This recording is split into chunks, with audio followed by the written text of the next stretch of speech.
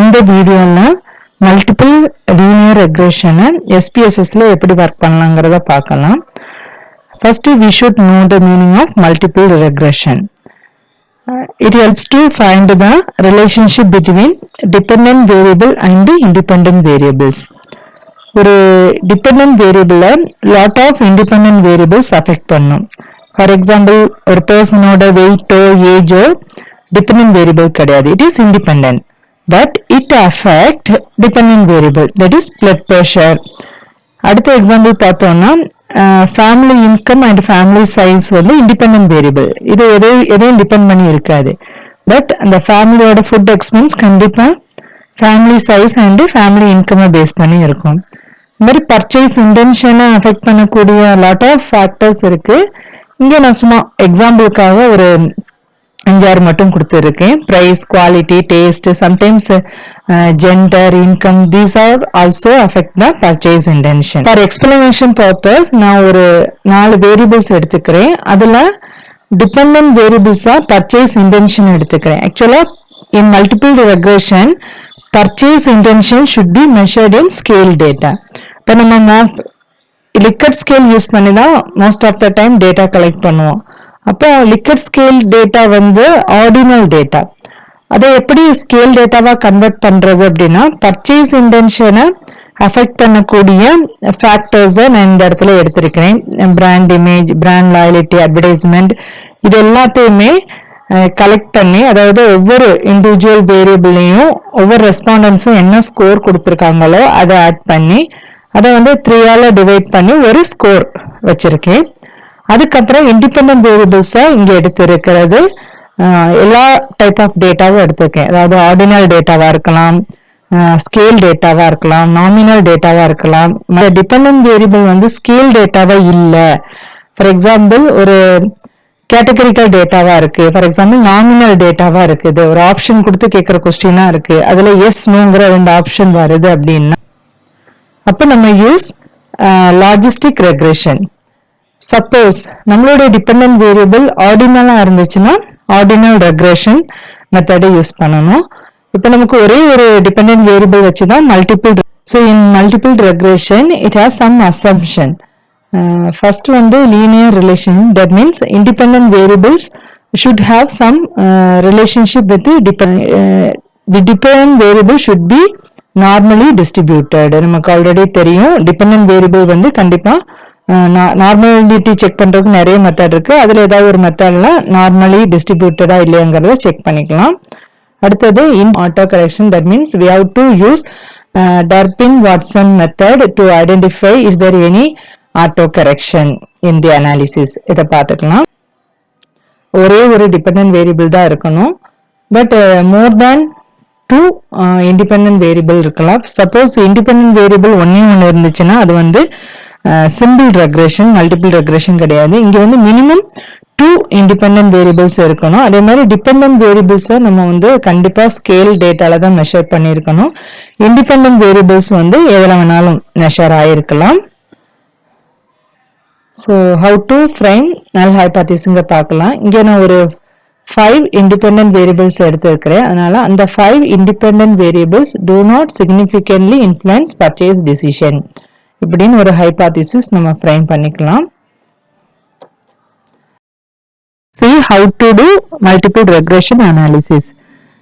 என்னுடைய இந்த SPSS ஃபைல்ல ஒரு 6 வேரியபிள்ஸ் எடுத்துக்கிறேன். First one gender, income, perceived value, quality, price. இந்த பர்ச்சேஸ் இன்டென்ஷன் மட்டும் ஒரு 3 கொஸ்டின் ஆல்ரெடி கேட்டு அதோடைய ஆவரேஜ், அதாவது பிராண்ட் இமேஜ், அட்வர்டைஸ்மெண்ட், லாயல்ட்டி இதெல்லாம் கேட்டு இதுல வந்து ஆவரேஜ் கண்டுபிடிச்சதுதான் பர்ச்சேஸ் இன்டென்ஷன். வேரியபிள் வியூல பார்த்தா தெரியும். ஜெண்டர் அப்படிங்கறது நான் நாமினல் மெஷர்ட் இன் நாமினல். இன்கம்ங்கிறது டைரக்டா இன்கம் கேட்டிருக்கனால அது ஸ்கேல். ரிமைனிங் இருக்கிற அந்த வேல்யூ, குவாலிட்டி, பிரைஸ் இதெல்லாமே வந்து லிக்கட் ஸ்கேல மெஷர் பண்ணிருக்கனால ஆர்டினல். இந்த பர்ச்சேஸ் இன்டென்ஷன் ஆல்ரெடி நான் கால்குலேட் பண்ணி வச்சிருக்கேன். 3 வேரியபிள் ஆட் பண்ணி டிவைடட் பை 3 அப்படிங்கறதுனால அது வந்து மெஷர்ட் இன் ஸ்கேல்.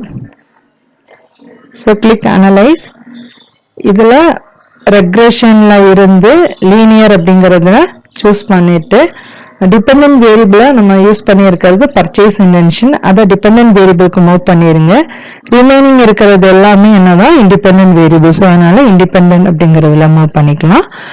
இங்க நம்ம நோ ஆட்டோ கரெக்ஷன் அப்படிங்கறத ப்ரூவ் பண்ண வேண்டி இருக்கிறதுனால ஸ்டாட்டிஸ்டிக்ஸ்ல போய் டர்பின் வாட்சன் அப்படிங்கிற ரெசிடியூவல்ஸ்ல இருக்கிறத கிளிக் பண்ணிட்டு give continue and okay. R value எதை இண்டிகேட் பண்ணுது அப்படின்னா there is a strong positive relationship between independent variable and dependent variable. இதான் R value. R square value அப்படிங்கிறது வந்து is there any changes made in independent variable, it will affect up to 68.6%.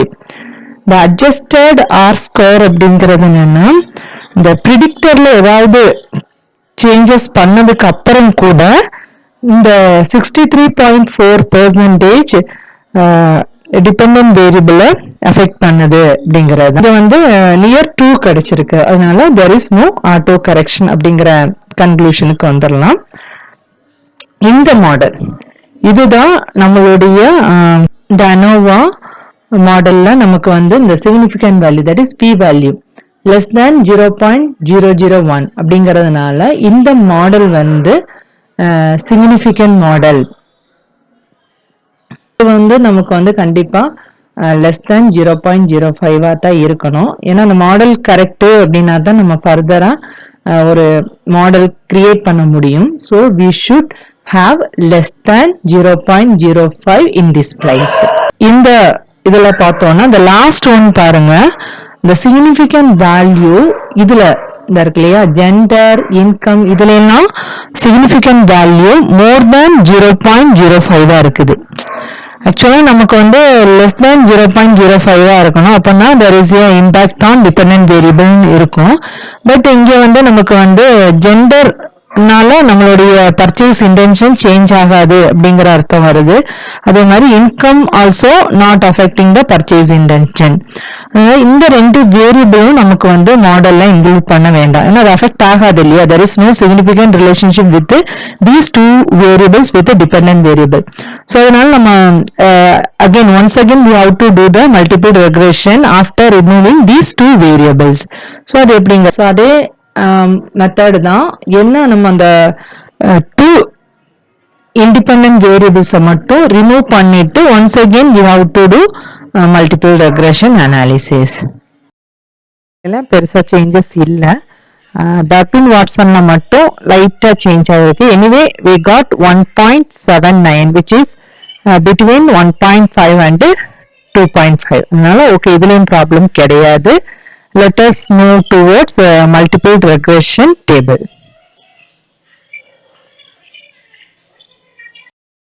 Here in significant value, that is p value, all the value is less than 0.05. Hence these value have significant relationship with the dependent variable. Let us in Likert scale we have measured 1 2 3 4 5. If the value is increased from 4 to 5, at the time a purchase intention value increased by 0.130. if purchase intention value is 3.5, this value added with 3.5, that is 3.63. இன்டர்பிரிட்டேஷனுக்கு முன்னாடி நம்ம எழுதின ஹைபாதிசிஸையும் மாற்றணும். ஏன்னா இதுல income, ஏஜ்ங்கிற வேரியபிளை include பண்ணியிருந்தோம். அதை remove பண்ணதுக்கு அப்புறம் quality, perceived value and price do not significantly influence purchase decision. இந்த மாதிரி நல்ல ஹைபாதிசிஸை மாத்திக்கணும். let us see interpretation. இதுதான் ஃபர்ஸ்ட் நமக்கு கிடைச்சிற டேபிள். இதுல ஆர் ஸ்கொயரோட வேல்யூ இருக்குது. இது எப்படி இன்டர்பிரேட் பண்ணணும் அப்படிங்கிற மாடல் தான் கீழே கொடுத்துருக்கிறேன். Next ANOVA. இந்த மாடல் வந்து சிக்னிஃபிகன்ட் மாடல் அப்படிங்கிற ப்ரூவ் பண்றதுக்குள்ள இன்டர்பிரிட்டேஷன் தான் இது. இதுல ரிலேஷன்ஷிப் பிட்வீன் தோஸ் வேரியபிள்ஸ் நம்ம ஸ்பெசிஃபை பண்ணணும். அதுதான் டேபிளோட ஹெட்டிங்கா இருக்கும். இந்த மாதிரி we have to specify the 0.831, which means if all the independent variable is 0, the dependent value we got 1.831. அதுதான் கான்ஸ்டன்ட். நம்மளுடைய பெர்சிவ்டு வேல்யூ நம்ம லிக்கர் ஸ்கேல மெஷர் பண்ணியிருக்கோம் இல்லையா, அது வந்து ஒரு 4 அப்படிங்கிற ஆவரேஜ் வந்து ஒரு 5 அப்படின்னு மாறிச்சு அப்படின்னா நம்மளுடைய பர்ச்சேஸ் இன்டென்ஷன்ல நமக்கு கிடைச்ச வேல்யூல 0.130 ஜாஸ்தி ஆகும், இன்க்ரீஸ் ஆகும். இதேதான் குவாலிட்டிக்கும் ப்ரைஸுக்கும். ஸோ x1ங்கிறது வேல்யூ, x2ங்கிறது குவாலிட்டி, x3ங்கிறது price. So let us see how to write interpretation for this table. இதை பேஸ் பண்ணி தான் இந்த ஈக்குவேஷன் நான் ஃப்ரேம் பண்ணியிருக்கேன். மாடல் இதான், estimate multiple regression equation model இது. இதை பேஸ் பண்ணி நம்மளுடைய டேபிள் வேல்யூஸை அந்த இடத்துல ஃபிட் பண்ணியிருக்கேன். we have to give what is x1 x2 x3 means அப்படிங்க. ஸோ இந்த இன்டர்பிரிட்டேஷன்ல இந்த பர்ச்சேஸ் இன்டென்ஷன் இந்த ஈக்குவேஷன் கண்டிப்பா ஸ்பெசிஃபை பண்ணணும். இந்த மாதிரி ஒரு ரைட் அப் பண்ணிக்கலாம்.